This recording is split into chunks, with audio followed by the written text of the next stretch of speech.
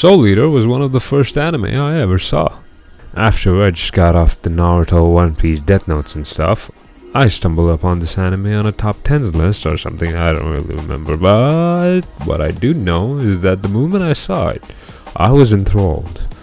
The gothic aesthetic, the strange fighting style, and especially those laughing sun and moons.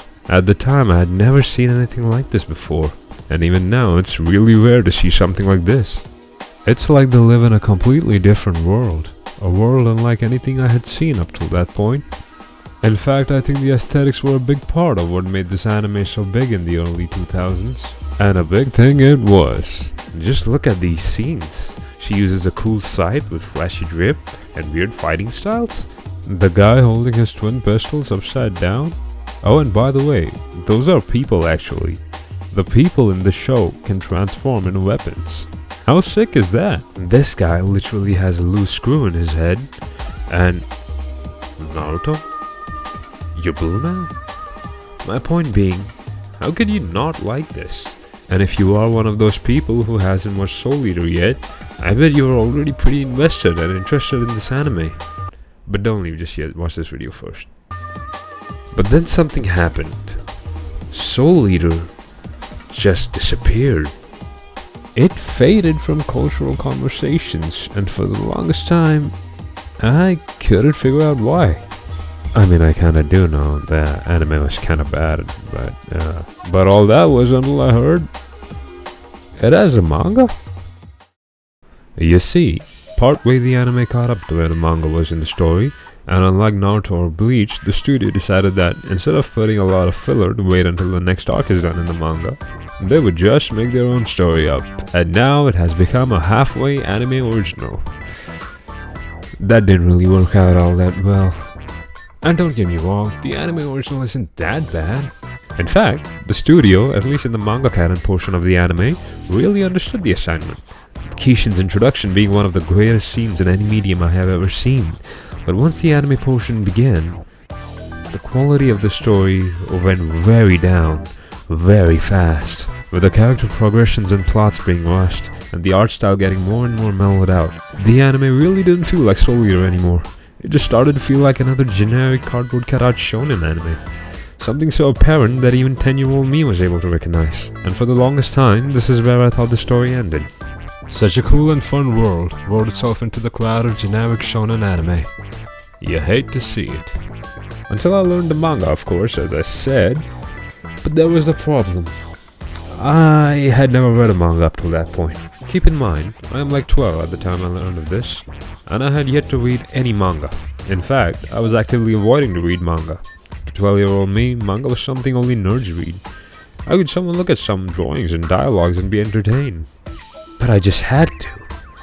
I had heard so many good things about this manga, and how the anime did it injustice. Couple that with my many dissatisfactions with the anime, and how much I enjoyed this world. No matter what, now I just had to read Soul Eater. And that is probably one of the greatest decisions I've ever made in my life. I couldn't be more content with Soul Eater. Being my first manga, the moment I picked it, I couldn't put it down. The characters felt so lifelike and so fun. The gothic art style was in full swing, mixing chaos with beauty, just like the themes of the show.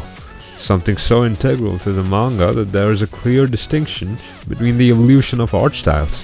From the goofy, cutesy magic shonen art in the first half, to the gradual change to a more serious, cool-looking art style in the later half, as the story progressively became more and more darker.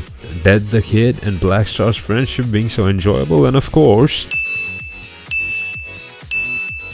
and all the goofiness aside, this manga knew when to get serious, and it did it right.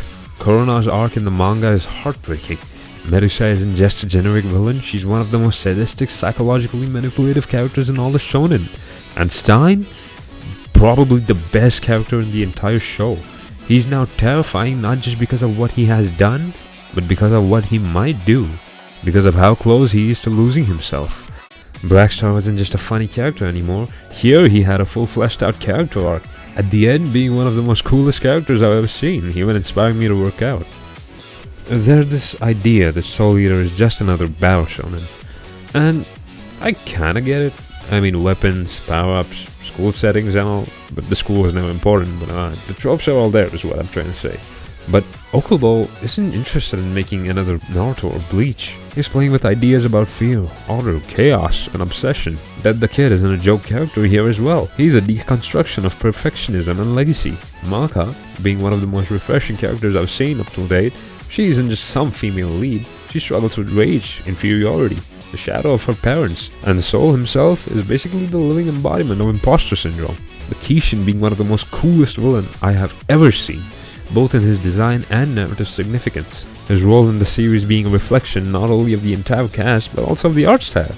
And the way that his very existence is a challenge to the main cast, making him a very enjoyable, amazing character. And also, look at that character design. That is just so cool. Can you just take a moment to appreciate all the cool character designs? I mean, I've already gone over the entire aesthetic and the atmosphere of this place, but just look at them. Okubo doesn't spell this stuff out.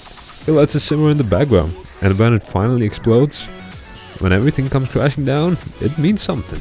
The climax of the manga having one of the most gut-wrenching and heart-throbbing fights you will ever see, with amazing artwork where the entire gang goes to save them. It really pulls at the strings in your heart, and it will have you thinking about it long after it's over. Soul Eater isn't perfect by any means, but it is a lot better from what we got in the anime. And most importantly, it is just so fun, which by itself makes it a must-read. As I said, it was my first manga, and I was actively avoiding reading manga because I was just against it. To me, Soul Eater always will have a special place in my heart. It was my first manga, and I couldn't be more glad. I ventured out, read more manga, and hell, I even worked out because Black Star was so cool. The entire theme, the atmosphere, and it's just beautiful. I have reread Soul Eater so many times, and I just cannot recommend it enough. The fact that a lot of people haven't read it and haven't seen it really is, you guys are missing out. You guys gotta get on this stuff. It's pretty good. And that is why I think you should be reading the Soul Eater manga. Hey guys, if you like this video, please consider liking and subscribing. It will help me out a lot, and I'll be able to churn out more content like this, just for you. And also because I really like making it. That's all for today, folks. Have a wonderful day. Peace. God bless you.